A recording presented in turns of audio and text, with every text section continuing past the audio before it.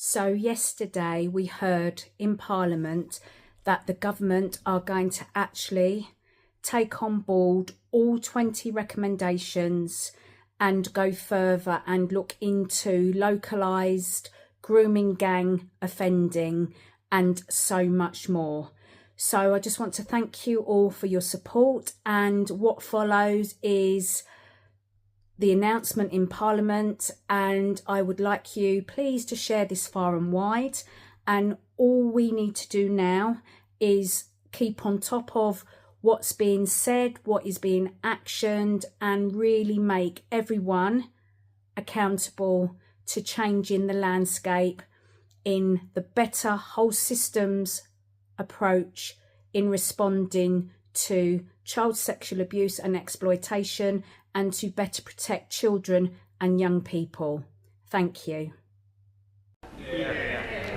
Thank you, Madam Deputy Speaker.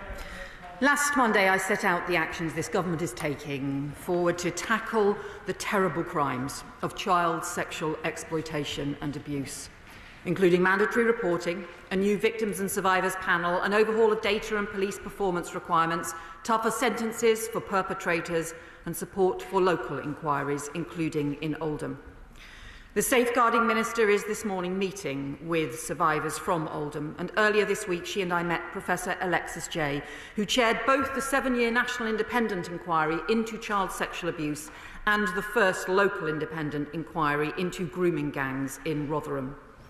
Professor Jay's strongest message to us was that the survivors who bravely testified to terrible crimes committed against them must not be left to feel that their efforts were in vain, because despite all the inquiries, no one listened and nothing was done. So following those discussions, I therefore want to update the House on our next steps, both to take forward inquiry recommendations and to go further in tackling sexual exploitation and grooming on the streets and online to keep children safe. The Independent National Inquiry into Child Sexual Abuse completed its final report in 2022. It took 7 years, heard 7,000 personal testimonies and considered 2 million pages of evidence.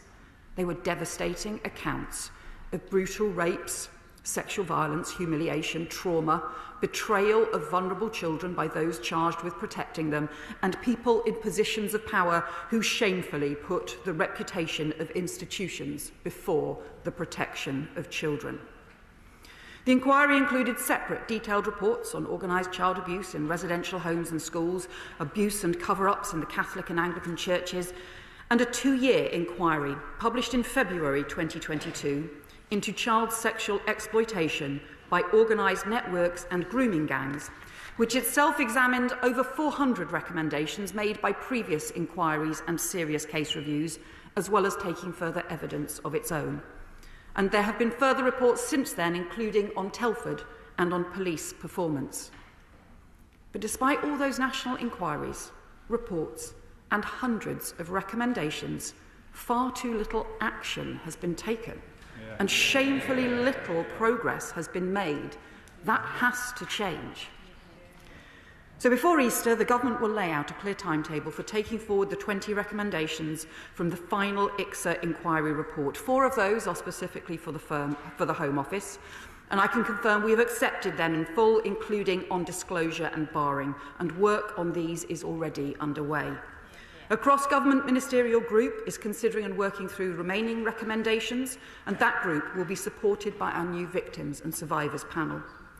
In addition, I can confirm today that the government will implement all the remaining recommendations in the Child Abuse Inquiry's separate standalone report on grooming gangs from February 22, including updating key department education guidance. So let me turn to the areas where we need to go further.